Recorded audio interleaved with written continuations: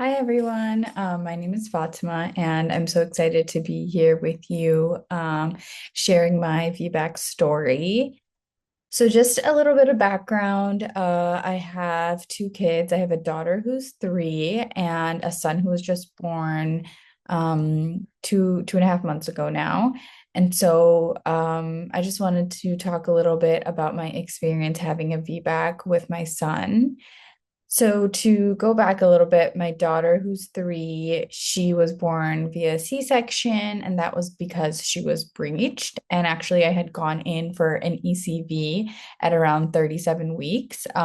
She was also diagnosed with SGA, so she was small for gestational age. And so they had said, like, maybe the ECV, maybe she won't tolerate the ECV as well because she was small. And so I was kind of prepared for that.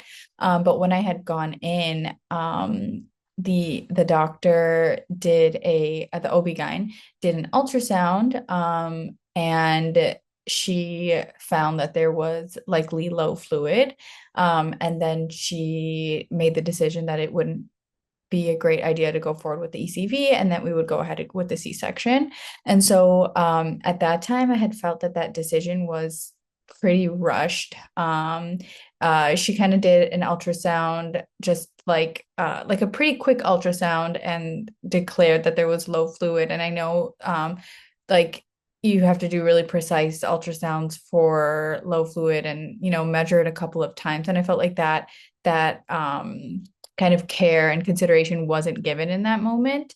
And she was really pushing for the C-section. And so we kind of went forward with it at that time. But that really kind of colored my decision for my second pregnancy of really trying to be a good advocate for a VBAC. And so my daughter was actually born in Chicago, and my husband's family and my family are both from Chicago. And then we moved out to Boston. So you can imagine that that kind of played into some of the emotions because I was kind of like, well, I don't know anything about the healthcare system. I was navigating a new city, a new healthcare system, trying to find doctors. And so I thought the best shot at getting a VBAC would probably be to follow with the midwife group. And I was at MGH because my husband is working there. And so that's kind of what worked out best for insurance. So I was really happy after my first visit because we talked about VBAC and they seemed very supportive. There's a risk calculator tool, and because I had a C-section previously due to breech, I was a pretty good candidate for VBAC, and so everything was going great. And then I was going to my monthly visits, and luckily no complications were coming up. And then I had an ultrasound at around, I think I want to say like 24 or 26 weeks. So I had the normal anatomy ultrasound and everything was okay. Then around 24 or 26 weeks, I had an ultrasound, and my son was diagnosed with, or I guess I didn't know he was a boy at that time, but the baby was diagnosed with SGA. So it was kind of sounding very similar to the first time around. And so at that point, the midwife group said, because of this diagnosis, the fact that you're trying to go for a VBAC, we can no longer follow with you. So we're going to have to elevate your care to MFM. And so after that appointment and that conversation, I kind of was definitely devastated because following with the midwives was my plan to give a best shot at VBAC. So at that point when I was like, okay, I'm not gonna, make any big decisions until I talk to the MFMs and see kind of what they're thinking. So when I went to my MFM appointment, and that ended up probably being around, I want to say like 28 or 30 weeks, something like that. So I went to the MFM appointment and they said, okay, you can still go for a VBAC, but you will most likely be induced around at term, so around 36 weeks. And so kind of when she said that, I remember my heart just sank because I was like, going for a VBAC is already such a big deal. And then now having to go with for an induction with a VBAC, like that's just going to complicate things more. And I know the risk of going to a C-section is even higher with an induction. And so kind of all these thoughts were going through my head. A little bit about my background and my husband's background is that we're both in the medical field. And we really felt this the first time around for my daughter's pregnancy and delivery. We have a really hard time going against, or not necessarily going against, but pushing back against the doctor's recommendations. And so I felt like I was not as good of an advocate as I could have been for myself if I had not been in the medical field, because it's almost like there's like an established camaraderie in that when the doctor makes a suggestion, because you're also in the medical field, you will follow that suggestion because you know that they're doing their best and, using medical evidence to make that suggestion. And I felt that sometimes that wasn't necessarily always the case, but I felt a little pressure to follow along with whatever suggestion the doctor, the team was going with. And so at that point, I thought, okay, I'm in this new city. I have no idea how to navigate this system. I already know that we have this weakness in the medical field. So at that point, I reached out to a bunch of doulas. I remember that night of the appointment, I filled out so many questionnaire forms, emailed doula groups and individual doulas, and kind of wanted to see, like, I had never even considered really having a doula before, because I was like, oh, I'm with the midwives. It'll probably be a similar experience. And mind you, I'm kind of reaching out pretty late. I'm around 30 weeks at this point, or around 28 weeks. So I'm saying like in a month and a half, basically. And so the Lemon Grove was one of the first, I think, yeah, one of the first doula groups that reached back out. And Marissa set up a call with me. And then we talked a lot about kind of like my previous C-section experience and what I wanted going forward. And that conversation actually really, really comforted me. And I thought, okay, she knows where I'm coming from. She understands, and she's going to match me with, a good doula. And I don't remember if it was in that conversation or later on, she said, well, actually, I happen to be available, so I can be your doula. And so I was like, okay, like that's really great. And of course it's a big investment. So I went back to my husband. I was like, okay, I found a doula. And he was like, oh, that quickly?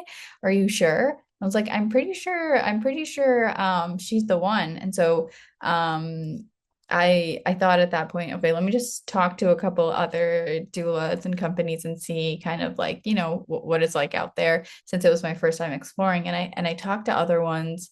And, I think that Marissa did a really, really good job of kind of meeting me where I was in terms of like what I wanted out of a doula, versus a lot of other places kind of were like, okay, well, this is what we offer and this is how we go about it.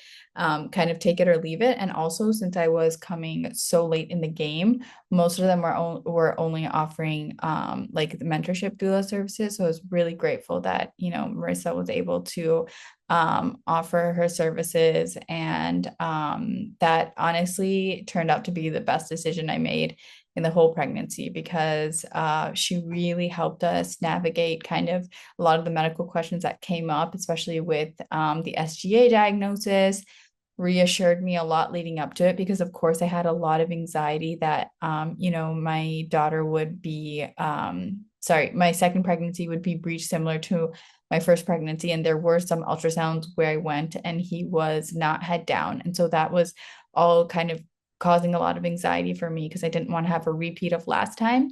But she was like, okay, let's give it time. Babies can always flip. There's options. And so luckily, as I was getting closer, I think like 33 weeks onward, he was always head down.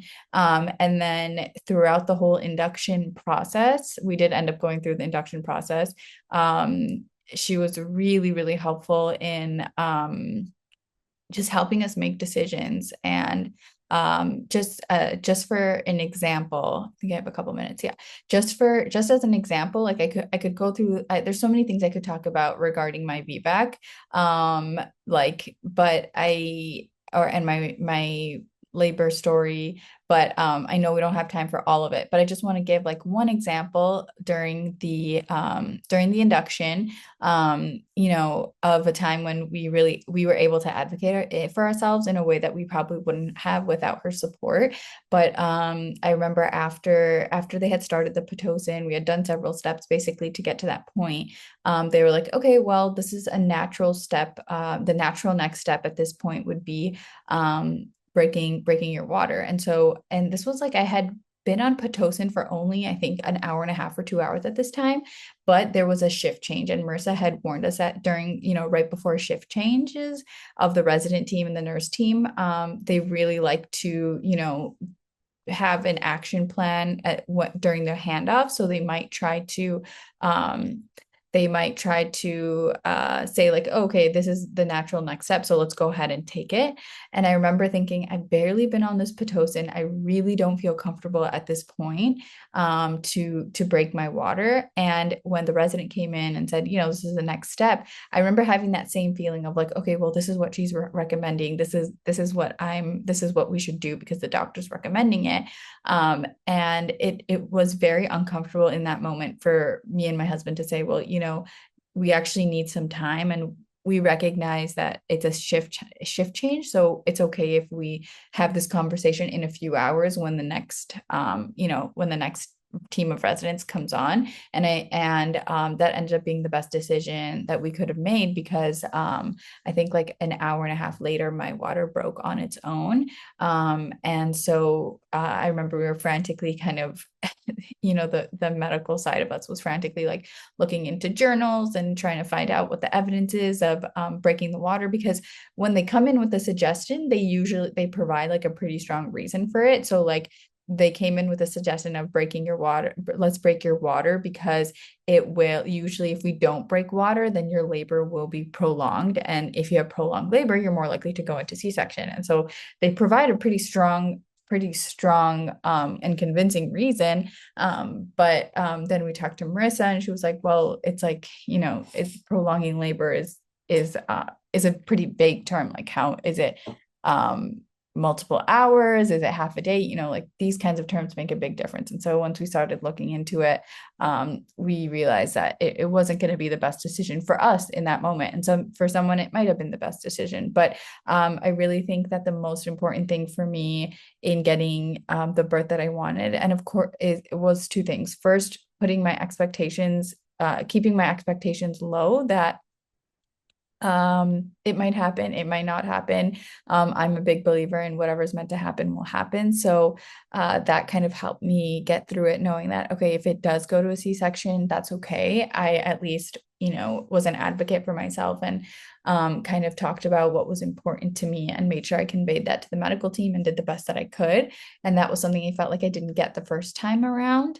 And so even if it went to a C-section, if I did that, I would, be content. And then the second being the support that Marissa provided, and just making the best medical decisions along the way that I could. And so I just thought that that kind of gave me the best chance at having a VBAC. And I was really happy to have a successful VBAC, and hope to in the future with my future kids too. But of course, you never know how birth goes. Yeah, and so that's kind of some of my thoughts on my VBAC. I could literally talk about it for hours, but I'm so grateful for the opportunity to be able to share with you all, even though I couldn't be there in person. And if anyone has any questions about how my induction went or questions about inductions and VBACs, feel free to reach out to me. I probably won't have many answers, but I would love to be there for support.